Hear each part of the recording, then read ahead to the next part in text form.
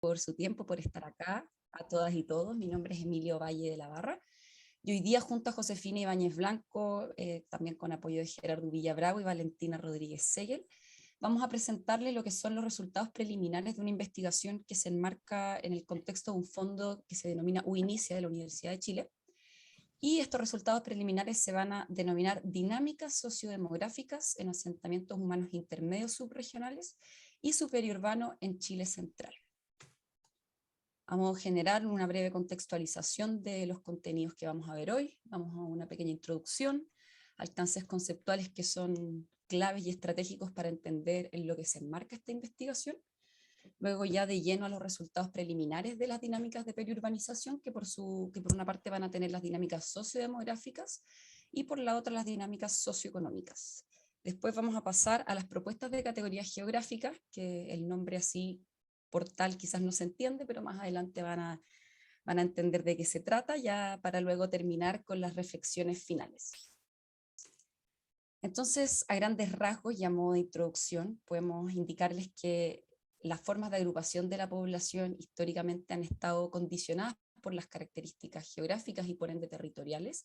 en donde se agrupa esta población y donde se generan los asentamientos humanos. Y son estas mismas características geográficas y territoriales por un lado, y también por el otro las metodologías para entender las formas en las que se agrupa la población, que han generado una aproximación dual para entender estos asentamientos, por un lado lo urbano y por el otro lo rural. Ahora bien, lo urbano y el proceso de urbanización en sí mismo es un proceso que tiende o tendiente a la concentración de la población y que por ende hay una suerte de migración o desmedro de lo rural a favor de esto urbano. Y propio de los procesos de urbanización de larga data, como lo es el caso de Chile, pensar que ya para 1982, si no me falla la memoria, todas las regiones políticas administrativas de Chile tenían la mayor proporción de su población en asentamientos urbanos y no rurales. Cuando ocurren estas situaciones de procesos de urbanización de larga data, empieza a complejizarse el proceso. Y en ese sentido podemos decir que ya escapa de esta dicotomía de lo rural y lo urbano. Es así como autores como Allen plantean este concepto IPU o interfase periurbana, que como bien dice su nombre, habla de este espacio que se encuentra a la periferia del urbano, pero que a su vez en contacto con lo rural, que va a ser una franja tremendamente compleja, donde se van a entrelazar ciertas características que son propias del urbano, como ciertas características que son propias de lo rural, que después en los alcances conceptuales vamos a ver con mayor detalle. Y en este sentido, esta interfase periurbana, y haciéndonos un poco cargo de reflexiones anteriores del profesor Gerardo Villa, es que existe una necesidad de proponer nuevas categorías de clasificación que van más allá de lo urbano y lo rural, y que en el fondo buscan abordar esta diversidad que surge en la complejidad del periurbano, que nos van a dar a entender nuevos patrones de asentamientos.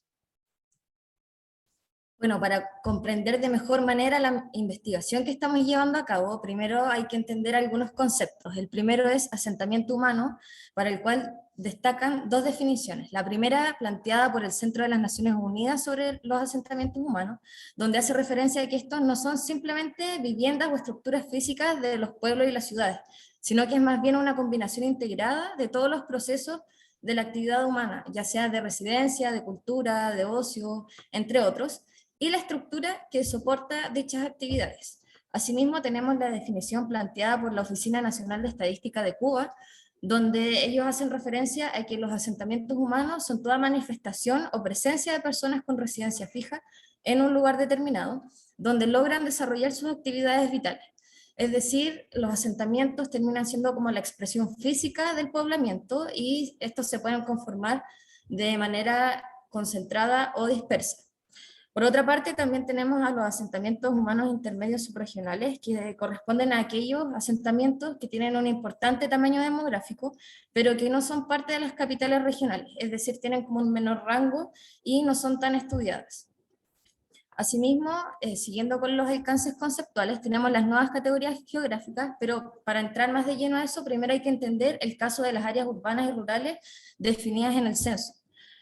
Las primeras, las áreas urbanas, corresponden a asentamientos humanos que poseen una continuidad y concentración en el espacio, cuya población va desde los 1001 hasta los 2000 o más habitantes, donde al menos el 50% se dedica a actividades primarias. Mientras que las áreas rurales van a corresponder a aquellos asentamientos que reúnen los criterios mencionados anteriormente de población para definirse como urbanas, pero que no cumplen con el criterio de continuidad o de concentración de las construcciones. Por ende, vamos a entender que las áreas rurales van a ser aquellas que no cumplen con los criterios de ser urbanas. Siguiendo con las nuevas categorías geográficas, tenemos a la primera, que es el periurbano, que se definen como espacios complejos donde se presentan una mixtura de diferentes ocupaciones en el suelo, entre lo rural y lo urbano, donde además estos espacios se encuentran sujetos a una amplia gama de transformaciones y cambios debido a la proximidad que tienen estos espacios con las áreas urbanas. Asimismo, en la literatura podemos encontrar que el periurbano también se puede definir como la periferia de la ciudad, la periferia socioeconómica, la interacción de los flujos rurales y urbanos, o también como un mosaico ecológico, socioeconómico e institucional. Por otra parte, tenemos al ruro urbano, que son asentamientos humanos de 2000 o de menos de 2000 habitantes, donde la población que las habita se dedica principalmente a actividades primarias. Según las categorías censales, estas corresponderían a las aldeas y los caseríos. Por último, tenemos al suburbano, que son asentamientos humanos donde sus habitantes se dedican principalmente a actividades terciarias y donde su categoría censal serían las parcelas de agrado. Cabe destacar que la ocupación principal y la función principal que tienen estos asentamientos es residencial y de ocio.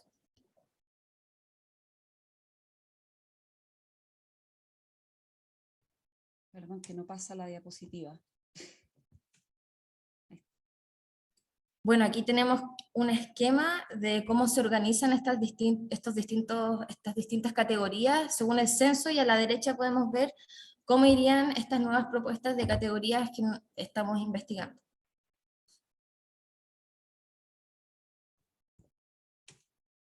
Ya, perfecto. De antemano pedirles disculpas porque aparentemente por el puntero está costando que pase la diapositiva. Pero habiendo dicho eso y yendo ya de lleno a los resultados, primero hablarles un poco de las áreas de estudio que fueron seleccionadas para esta investigación y que son parte de estos resultados preliminares. En ese sentido, y como esto se enmarca en asentamientos humanos intermedios subregionales, el primer criterio que se usó para seleccionar estas áreas de estudio fue la cantidad de habitantes. Entonces la condición ex ante era que tuviesen más de 30.000 habitantes o menos de 100, o sea, y menos de 150.000 habitantes. Y en ese sentido se seleccionaron 17 comunas entre la región de Valparaíso, Metropolitana, O'Higgins, Maule y Ñuble. Para efectos de la región de Valparaíso, vemos acá en el oriente la comuna de San Felipe, luego la conurbación de Quillota, que está compuesta por Hijuelas, Calera, La Cruz y Quillota, y luego la conurbación de San Antonio, que de norte a sur tenemos Algarrobo, El Quisco y El Tabo. Luego aquí en color azul tenemos las comunas de la región metropolitana, donde al norte vamos a ver que está Colina, y al sur de la región tenemos Buin, Talagante, El Monte y Melipilla. Asimismo, en la región de O'Higgins vamos a tener la comuna de San Fernando más pegado hacia la cordillera, del mismo modo que tenemos Curicó hacia la cordillera para la región del Maule, y hacia la costa vamos a tener Constitución también para esta misma región. Por último, seleccionamos la comuna de San Carlos, que es relativa al ex Biobío actual región del Ñuble. Cabe destacar y hacer una salvedad que las conurbaciones, tanto la de San Antonio como la de Quillota, en su conjunto tienen menos de 150.000 habitantes, y es por eso que también se seleccionan como parte de las áreas de estudios, porque al mismo tiempo, al ser conurbaciones y cumplir con este criterio, entregan dinámicas adicionales y extraordinarias que son interesantes de evaluar. Bueno, dentro de los resultados preliminares tenemos las dinámicas sociodemográficas,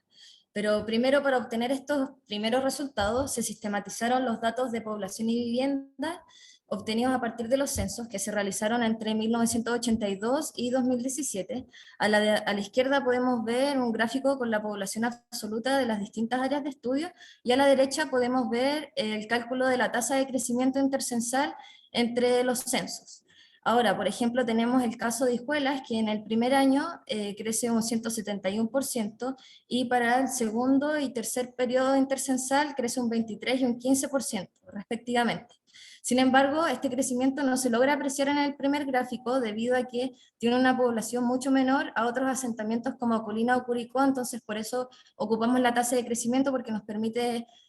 comparar de manera más proporcional el crecimiento intercensal. Acá además también tenemos otro tipo de gráficos, que son los gráficos en base 100, donde a partir de la misma tasa intercensal,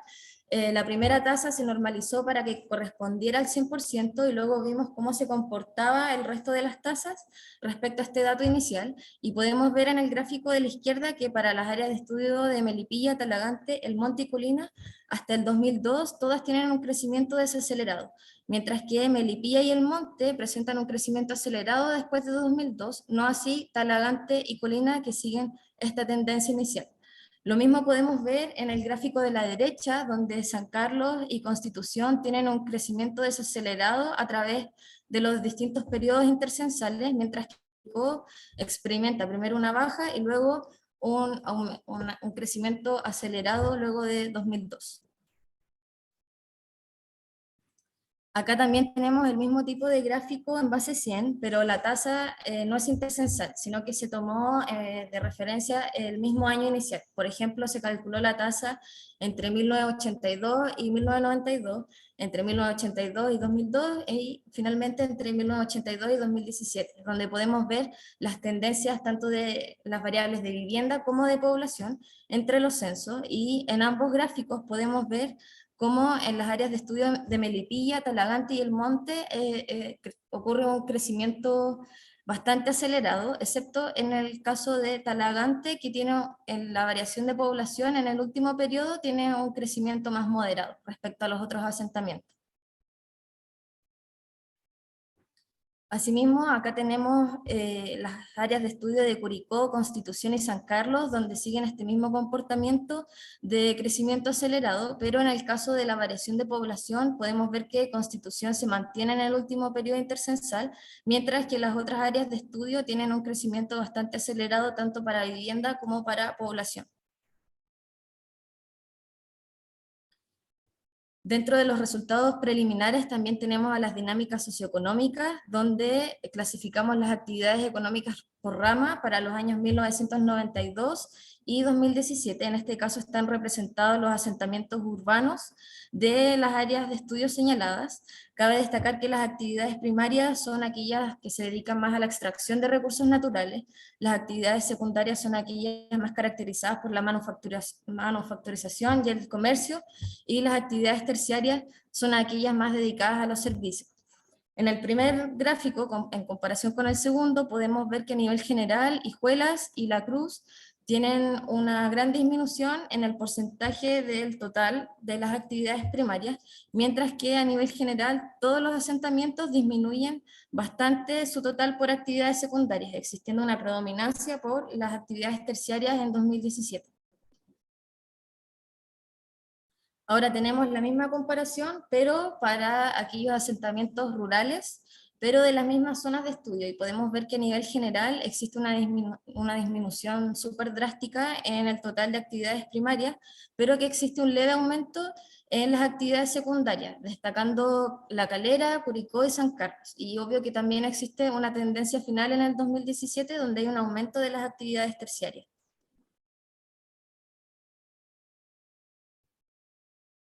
Bueno, gracias José por las dinámicas sociodemográficas y socioeconómicas, que en el fondo es lo que nos permite entender un poco a lo que vamos a pasar ahora, que son estas propuestas de categorías geográficas. Como mencionaba en la introducción, y también rescatando los alcances conceptuales que planteó Josefina,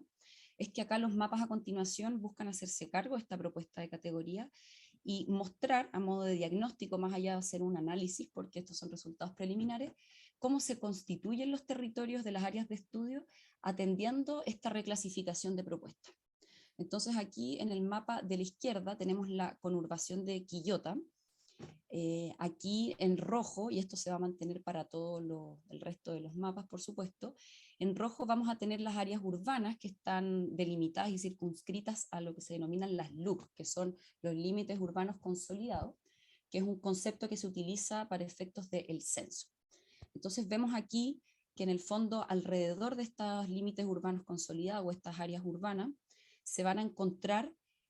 tanto las zonas rurales, por supuesto, pero sobre todo las áreas suburbanas y las áreas rururbanas. Acá es importante rescatar y volver a encontrarnos con la definición de lo que hablaba Josefina en los alcances conceptuales, sobre todo en las áreas suburbanas. Es el patrón más interesante desde mi perspectiva a analizar, puesto que estas áreas suburbanas están categorizadas por viviendas que tienen un carácter de ocio o en términos más coloquiales, una segunda vivienda.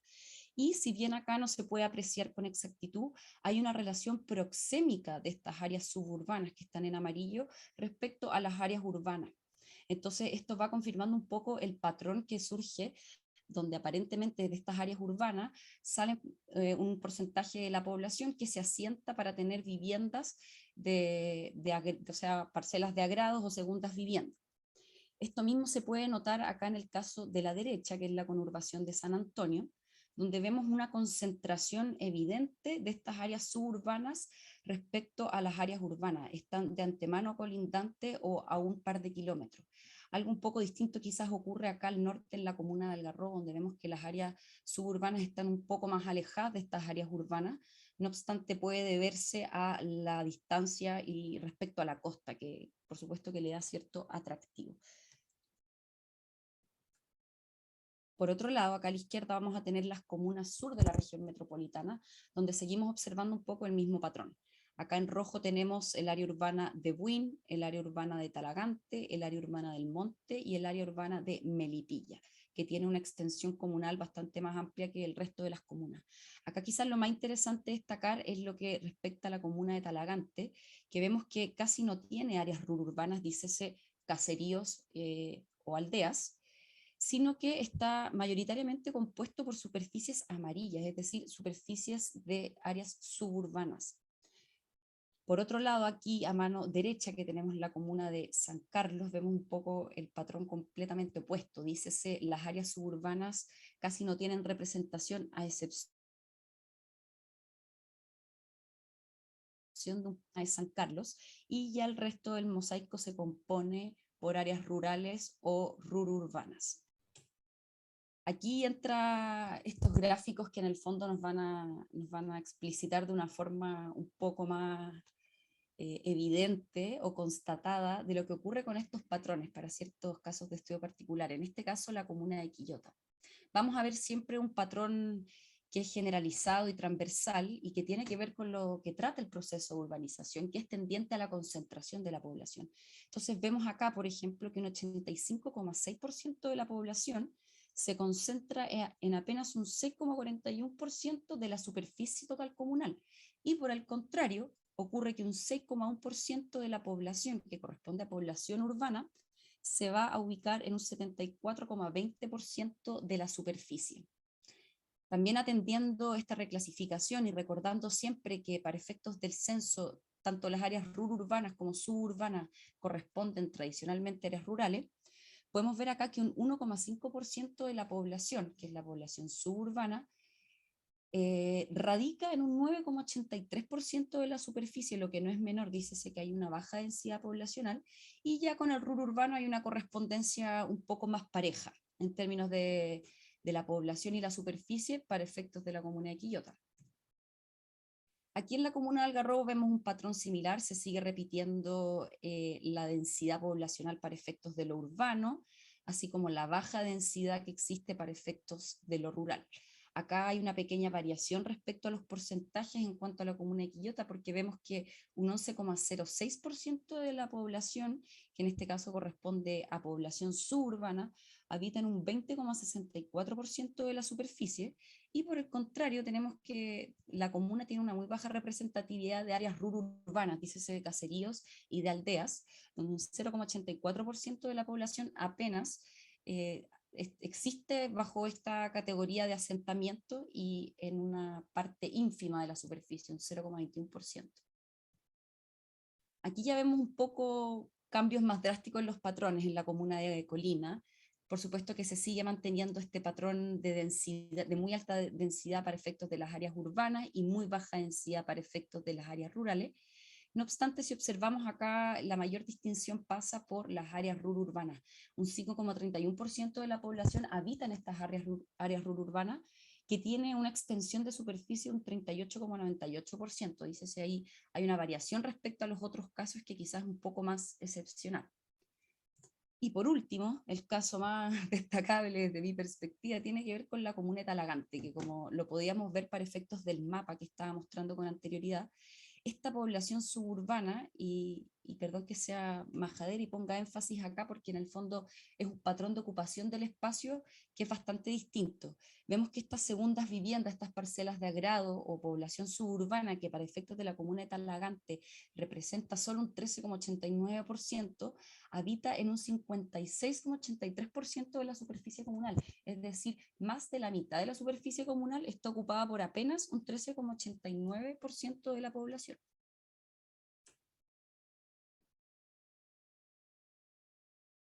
Bien, entonces, bueno, para este último punto de las reflexiones finales y compartirle un poco la síntesis de esta idea, ¿cierto? Eh, Primero, en el fondo, mirar esto desde el punto de vista del largo plazo, ¿cierto? Estamos mirando censos desde el año 82 hasta el 2017. Hay ciertas tendencias, como ella dice, que son pesadas, o sea, cosas que efectivamente se mantienen en el tiempo. El proceso de urbanización, evidentemente, un proceso de tendencia pesada que va a continuar. Pero aquí cuando denomino anomalía, de hecho está entre comillas, porque efectivamente al tener este cambio de categorías, que de hecho lo menciono también un poquito más adelante, van emergiendo justamente nuevas formas de mirar el territorio que si tuviéramos este patrón más clásico del urbano rural, no se lograrían ver. Yo creo que allí ese tema, entre comillas, ¿cierto?, de la anomalía, es porque en realidad uno cuando vive y observa en la realidad, estos ya son fenómenos que están totalmente incluso en estado de maduración en algunas regiones, como la región metropolitana de Santiago, lleva ya varias décadas, digamos. Claro, desde el punto de vista estadístico, desde el punto de vista de cómo se manejan los datos y cómo se utilizan las categorías, aparecen esta anomalía. Entonces aquí la invitación también es cómo se utilizan, y ahí continúo con el punto que sigue, estos conceptos como herramientas para reclasificación de asentamiento humano y con ello también una mirada de ordenamiento territorial,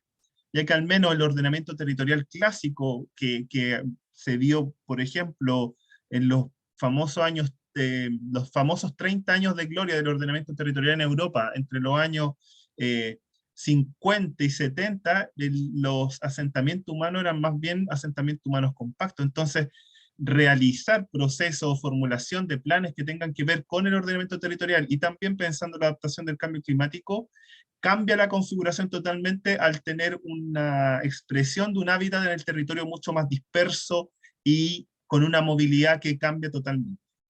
Bueno, allí la superación de la mirada dicotómica yo creo que es algo que efectivamente ya se está instalando de a poco. Me pareció haber visto también desde la ODEPA algunas categorías que ya denominan a algunas comunas mixtas, y ya efectivamente hay una orientación que nosotros empujamos, porque desde el punto de vista de la política pública también sería un error, y ahí retomo por ejemplo la presentación que hacía Romina Chais, ¿cierto? Cuando se hablaba de una política rural, había una política urbana, un ordenamiento territorial, pero la área suburbana y rururbana sería un error tomarla desde solamente una política urbana o desde una política rural. Tiene que verse una nueva manera para abordar una política pública este tipo de asentamiento. Y para finalizar esta presentación, bueno, lo que ya les comentaba, ¿cierto? También Emilia al inicio de esta presentación, que tiene que ver con que son resultados preliminares, estamos en una primera etapa de un proyecto, que efectivamente vamos a abordar también no solamente el tema demográfico y socioeconómico, que es lo que ustedes han podido apreciar, sino que también vamos a ver un poco el tema de la fragmentación del uso del suelo, qué ocurre con este periurbano, ya que aquí el periurbano le hemos dado una mirada más bien conceptual global, pero después vamos a profundizar en la etapa 2, y en la etapa 3 ya de lleno vamos a hacer propuestas para líneas de políticas públicas y también para instrumentos de planificación territorial, eh, para ver qué medidas se pueden tomar desde lo local, desde lo regional o desde lo nacional en relación con estas dinámicas y estas mutaciones territoriales. Y bien, bueno, dicho todo eso, y en nombre del equipo, ¿cierto? Que aquí ya se presentó, agradezco mucho su atención, y con eso ahora, entonces, voy a parar la grabación para poder pasar a una etapa, ¿cierto?, de retroalimentación.